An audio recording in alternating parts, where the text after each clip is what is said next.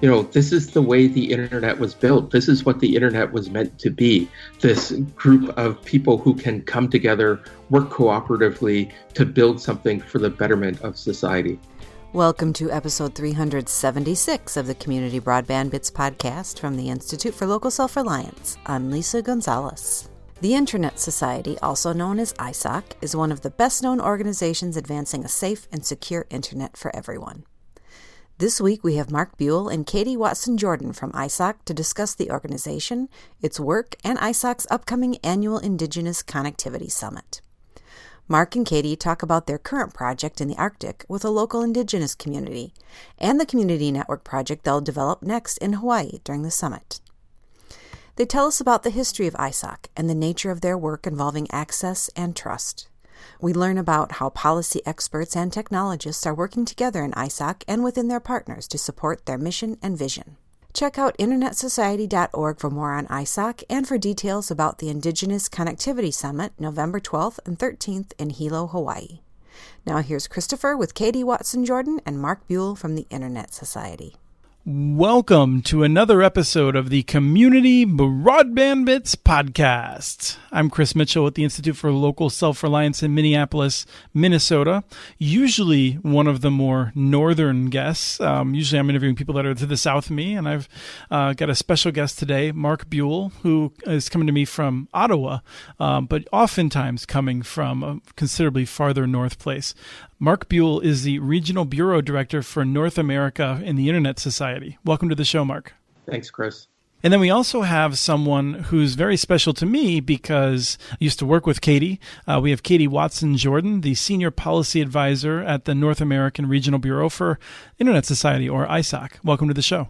Very, very excited to be here. Thanks, Chris.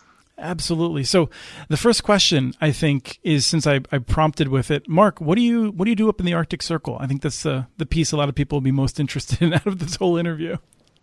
So one of the main activities the Internet Society has taken on in North America in 2019 is working with Indigenous communities across Canada and the U.S. to deploy community networks. And Katie and I have been working with a community in the northern part of the Northwest Territories called Uluhaktuk. It's a community about 160 miles north of the Arctic Circle, population of about 400, perched on the edge of an island in the Arctic Ocean. So the two of us have been actually spending a fair bit of time in the Arctic working on connecting communities, not just Uluhaktuk, but other ones across the Canadian North. Kind of reminds me of the saying that if you can make it in New York, you can make it anywhere. If you can bring high-quality broadband to Uluhaktuk, then you can do it anywhere. Yeah, I think that's exactly the case. In some respects, I often think the way we deployed the internet originally was backwards. We connected as many people that we could as cheap as possible and as quickly as possible, when what we could have done was worked from the hardest communities to connect and worked our way back and used lessons that we learned from harder to connect communities and use that in cities. Well, let's step back for a second then, now that we've gotten past the exotic nature. I had a friend who spent 2 years in Antarctica, and that's the first thing I always encourage people to talk to him about, because who cares about anything else?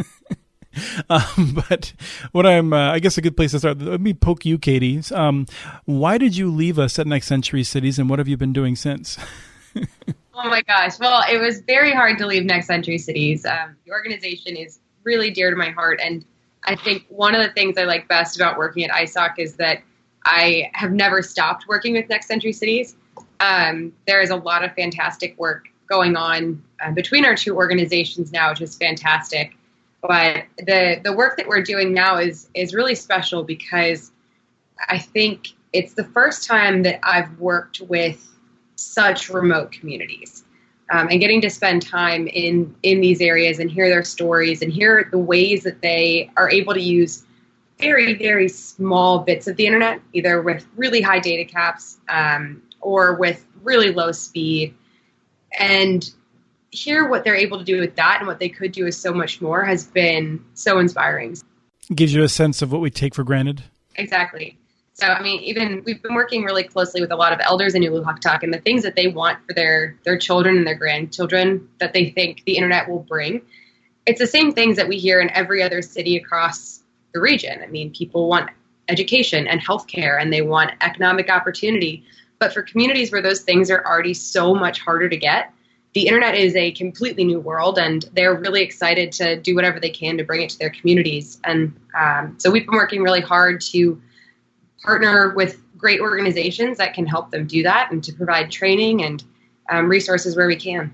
So, Mark, let me get a sense of the history of ISOC. Where did it start for someone who's not familiar with the idea of Internet Society?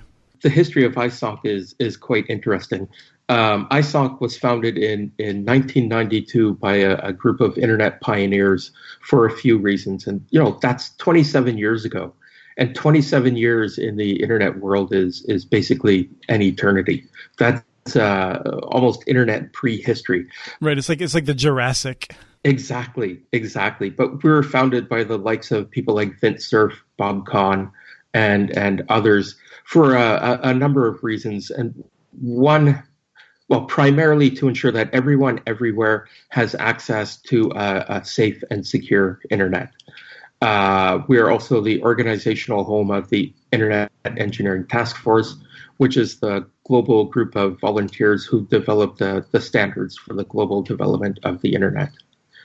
We're a global not-for-profit. We have something like 60,000 members globally, about 140 chapters, and have staff now in, I think, 27 different countries. And how are they supported? What's the mechanism? I'm assuming you don't have printing presses for U.S. dollars. We receive an annual grant from an organization called the Public Interest Registry, which is the registry for the .org, the .org top-level domain. So we should continue to register our organizations using .org and not just make everything .com. That would be wonderful. It supports that wonderful work we do in the Arctic. So let me jump back to you, Katie, and ask, what are the sorts of things that ISOC has typically done? And we'll get more into what you're really focused on more recently after we talk about that. I like to think of our work as being the work that I do for the Internet Society being bucketed in two ways. Part of it is the trust element, and part of it is the access element. On the trust side, that's everything from privacy and security, security being, encryption, IoT security, routing security, and then the access side being both the politics and the funding and the actual building of infrastructure to bring new communities online. And both of those things look really different depending on the day. So sometimes we're working really closely with government representatives to make sure that they are being inclusive in the bills that they pass, or that they have the technical information that they need before they draft a bill even. And some days it means that we are working with communities to just let them know that these resources exist and that their government representatives are there to work for them and that they have a voice at that level. On the access side, one of the most interesting things that I think we've been doing recently is we've launched 2 trainings, one on policy and advocacy and one on community networks, in the ramp up to our annual Indigenous Connectivity Summit. And the goal of those 2 trainings really is to help the participants of this summit and partners in our wider community to understand that, first of all, they have a voice and they should use that voice as often as possible to change the bills that are bad, to change the laws that are bad. And then also that they have the power to actually build infrastructure and to connect their communities to the internet in the way that they see fit, and give them a little bit of training on what that actually looks like. And Mark, is there anything that you'd like to add in terms of why you want to be involved with ISOC? I am of the mind, as are many people at the Internet Society, that when people get access to the internet, amazing things can happen. And we've seen it globally over our more than 2.5 decades. And we continue to see it in communities that are just coming online. One thing the Internet Society does really well is uphold the principles of the multi-stakeholder model. So everything that we do works the way the internet does, with as many people from as many places working together on something and coming up with problems or solutions to problems, or coming up with new ideas to make the internet better. And so that's everything from the way that we do events. Our Indigenous Connectivity Summit is the product of working with dozens of individuals and organizations from all over the region to make sure that there are really good conversations and outcomes. to working with global representatives on IoT security from places as far as Senegal to Uruguay to the UK and Canada. And it's a really unique role to work for an organization that has both local chapters and a global presence, because it makes it a lot easier to scale the work up that we're doing on the ground into kind of a global movement towards specific goals, like access and a secure and trustworthy internet. As we move forward, we're going to talk about the community networks angle, but I just wanted to reiterate that your work on trust is very important, making sure that the internet continues in its goal of connecting everyone, and not that it would become despoiled in the ways that I would describe cable television and radio technologies as kind of being ruined. You guys, I think of you as existing to make sure that the internet works for everyone, right? That's more or less, I think, in part, probably part of the reason that ISOC was created, I would think. Yeah, I absolutely think you're right. And the two aren't necessarily disparate topics. When we think about deploying access to communities like Uluhaktak or a community we're working with in Hawaii, when they come online, their voices will come online and make the internet a better, more inclusive place. So in doing the access work, we're actually improving the global internet by bringing these voices online who haven't been there. It makes the internet a better place. So I get the sense that, in part because of the multi-stakeholder model that you identified, Katie, the ISOC North American Regional Bureau chapter has been focused on this community networks to a greater extent than it had been in the past. And in part, that's because of the values and the emphasis that you're putting in that. Am I correct in that? So I think that the access piece has always been important, but we're approaching it in different ways now. So the Indigenous Connectivity Summit is something that's been held. This is its third year, and we're really excited about that. And I think part of the reason that this has become a bigger project is because that has just taken on a life of its own in a lot of ways, and it's led to so much new and amazing work and amazing stories and relationships with both locals and with politicians, because we've had government representatives at every summit. And that work has become very exciting. That being said, we do spend a ton of time on the trust side of things. Again, it depends on the day, but we easily spend 50% of our time on each of those different buckets. Our brains are very access focused with the summit coming up in about a month and a half. Well, Mark, I think you deliberately moved yourself part of the time up north to the place of the second regional tribal summit, right? Yeah. So about 20 years ago, time flies. My partner and I had moved to a community called Inuvik in the Northwest Territories. Okay, then I was wrong, because I thought you just moved to Inuvik recently. So, but sorry, please continue. No, but if I had the opportunity, I'd go back in a heartbeat. I can tell you that. Yeah, so I had actually lived and worked in Inuvik for a few years. We had moved back to Ottawa in about 2003. And my work continued to be focused on Arctic communities. So I was actually working in Indigenous health policy at the time, with a focus on Arctic peoples. In fact, that's how I got interested in internet policy generally, because I was working in health policy. It was at the time when telemedicine and electronic health records were really becoming a thing, and I saw potential in that to improve healthcare delivery in northern communities if they had internet access, but they didn't. So they were missing out on this new great technology that could have really helped, but because of lack of access, it couldn't become a thing. So essentially, I became an advocate for broadband because of healthcare delivery. And so when you're an advocate for broadband, what does ISOC bring to it, aside from one obvious result of bringing a lot of people up to Inuvik was that they had a much greater appreciation for the challenges involved. But at the end of the day, how are we connecting those kinds of communities?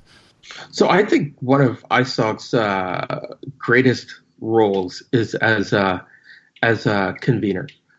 We have a great ability to convene diverse groups of people because we have a lot of contacts across both the community, through our chapters, through our members, but also with governments and the private sector.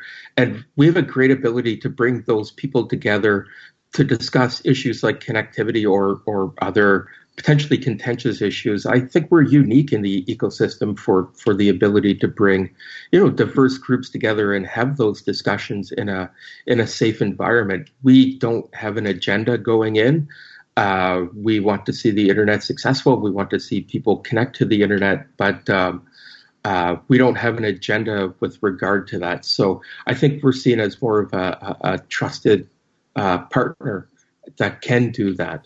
And Katie, let me ask you, can you give us a preview of what you're going to be doing in Hawaii with in terms of actually building network? Like, for the people who are listening to this who are really engineering focused, I think they'd love to hear some of the technical challenges that you'll be wrestling with. Yeah, the technical challenges have been interesting.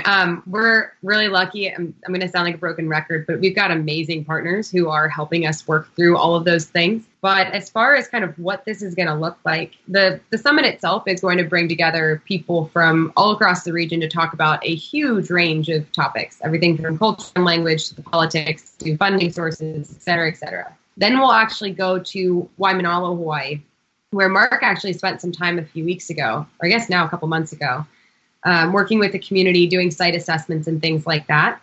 And we're going to bring in the participants of the virtual community network training and community members in that community to actually put up infrastructure so that they can run their own network after the summit is completed. As far as what that network actually looks like, I know we have fiber backhaul, which is really exciting. I assume that the best setup for this community is probably going to be sort of like a mesh network or almost like a giant Wi-Fi hotspot. One of the most important elements of this work is letting the community decide what they want. And so we've really emphasized that there's some pretty basic equipment we can get, antennas and routers and things like that.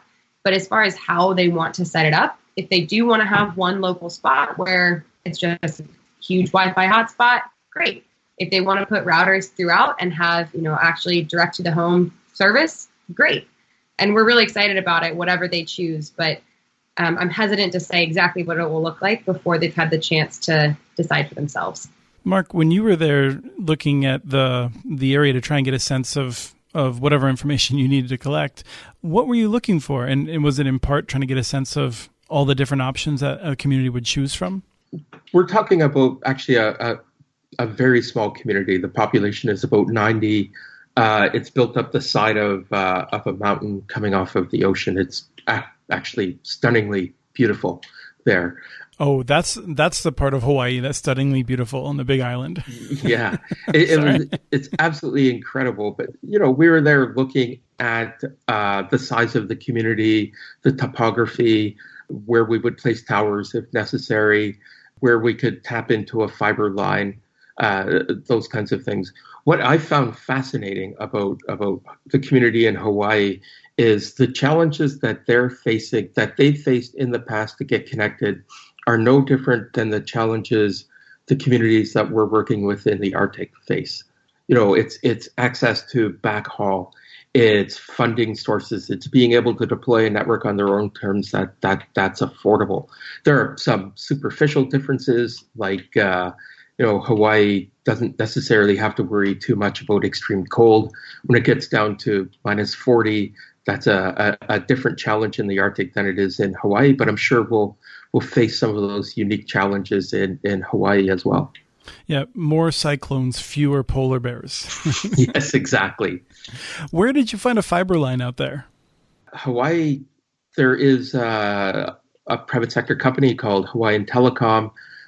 They have fiber all over the island. This community is actually on Maui, not too far from Honolulu. In fact, that's actually one of the striking things about working in Hawaii is that you can be in Honolulu with its excessive wealth and high-end hotels, and you drive 40 minutes outside of the city, and you have communities where it's a very, very different world. And I made a comment earlier about the Big Island. I think, is the Indigenous Summit on the Big Island, and then you're building the network on Maui? Yeah. So there are two parts to the summit. The first is the summit itself, which is in Hilo, Hawaii on November 12th and 13th. And on the 14th and 15th, we'll be traveling to Manalo to work with the community to deploy the network and on-the-ground training program. Wonderful. Just to come out of nowhere with a question, would you say that, what would you say were the top takeaways from the New Mexico, which I think was the first Indigenous summit, right? Yeah, the first one was in 2017 in Santa Fe. The big takeaway, well, there were actually a couple. The first was that we could actually pull off the summit. It wasn't like anything we had ever done before. It's working with a community that the Internet Society hasn't worked with in the past. But my biggest takeaway for real was that there was a community waiting for this to happen, and a community ready to come together to support connectivity across the continent. So Katie, let me ask you, because I think I want to deal with an unfair and but I think perhaps widely held stereotype, which is that you would often think that the sort of people involved with ISOC would be very technical and have poor communication skills. And so same sort of question for you in terms of what you've seen from mixing these communities in which people, I think, have much less technical training, but a great enthusiasm. Yeah, absolutely. That's a hysterical and very valid point. I think more and more these kind of communities are mixing, because I agree with you. Until very, very recently, the tech-savvy people hung out among themselves and they had great ideas together, and the policy or communication people hung out among themselves and had great ideas. But we're realizing pretty quickly that that's not possible anymore. If you're a politician who doesn't understand the technology, or a communications person who doesn't understand the technology, or a technologist who doesn't understand how policies are going to impact your work, there's a missing link. There's a huge, huge gap in the way that you are approaching a problem. So the summit is a really cool space for that. And a lot of the events that we do are a really cool space for that, because I think there is a growing and strong community that is trying to do a little bit of both. And the people we work with have been really eager to learn from each other. And that's what makes the summit and all of our events so interesting, is that there is a really good communication among participants and information sharing and new and unexpected partnerships from every one of these summits, which is fantastic. And that's also why I like the trainings. We have the policy and advocacy and the community networks trainings, and they're separate, but there is a huge amount of crossover between the speakers on each of them and the participants on each of them, and the kinds of conversations I expect to have when we get to the summit because of them. So they're siloed but interlinked in a lot of ways, as are many of the people that we continue to work with. How do you respond to a somewhat condescending attitude that I'm entirely familiar with, which is a nice pat on the head? Oh, that's nice. You're building a little community network. That's nice. I'm going to go on and do something big. How do you respond to that, Katie? I have always had the big internet access. And I got to tell you, I don't love my provider. I haven't ever loved my provider. They are very frustrating to work with. And I have a feeling that most others who live in a city would feel the same way. But you go into these communities where there's not a lot of resources, and they're upfront with that. The challenges are huge. The problems are huge. And yet they are so willing to do whatever it takes to make sure that their community continues to grow and thrive and learn and live a healthy lifestyle. And they're used to solving their own problems. The more rural you get, the more independent you have to be. And they are no stranger to finding a new tool and, kind of making it fit their community. And the internet is just like that. And so it's fantastic to work with communities that are, one, excited to be a provider, but two, so excited to work with that provider. That's a pretty unique experience when your community members are rallying around you to build something new. And the kinds of tools that they have created using these rural and remote communities have created using the internet are really amazing, especially when it comes to, I think, language and culture preservation. We just talked to a group a couple of weeks ago who worked with Duolingo to create a native Hawaiian language application on that app. And it had almost 500,000 people that had used that tool. That's significantly more than the number of total native Hawaiians in the United States. And that's amazing that something like that could come from a small community and grow in such a huge way. So I think we're just going to hear more and more of those stories. And anybody who is feeling salty, I would say, just watch out. This stuff is happening. Mark, let me ask you the same question. Although you're not going to have nearly as good a response. This DIY method of building the internet that we've really become a big proponent of is in fact how the internet was built originally. It was groups of people in communities who came together, advocated for access, or built it themselves. Right? That's really the roots of the Internet Society right there. People formed ISOC chapters to come together to get access in their community. Their communities may not have been, 90 people living in rural Hawaii or 400 living perched on the edge of the Arctic Ocean. But, this is the way the Internet was built. This is what the Internet was meant to be. This group of people who can come together, work cooperatively to build something for the betterment of society. Well, that was a pretty good answer. I try my best. Yeah. No, I think it's really inspiring. And, you mentioned that this is a 27-year-old organization. Most of the people who are listening to this show right now have used the internet for considerably less time. And I think most people, even those of us who try not to have this, we have this conception of the internet that requires large organizations to keep it going, and what would happen. And in fact, there was recently this question of if Google and Facebook disappeared, what would happen? And well, I'd miss my email. I'll tell you that right now. But it would carry on, and that's one of the great things about the internet. And I think I didn't have a sense of everything the Internet Society does, but I love that that's infused into how you do everything. We are the Internet Society, so we are the internet and we are society. We tend to forget that at the end of every tweet, at the end of every email is a person, right? And we really see ourselves as operating at the intersection between the internet and society. Most tweets, some of them are from Russian tweet farms. Well, this is true, but that's a topic for another podcast. Right. No, but you're right, actually, and I desperately hope that we're coming to a point at which we do connect words on our screen with other human beings. So today I was actually thinking, as I was just thinking about some angry tweets, and I was thinking that the way that we get really angry at other people on the internet, I think in some ways shows that we care. And in some ways we care more about greater numbers of people than we have before because we're exposed to greater numbers of people. And a lot of us have thought of this in negative ways. Why are we so mean to each other? But oftentimes I think we're mean and we react that way because we want other people to have the right opinions or to think well of us or things like that. Yeah, that's an excellent way at looking at it, that there's a degree of passion behind all of those angry tweets that if we could harness that for the power of good, we could change the world.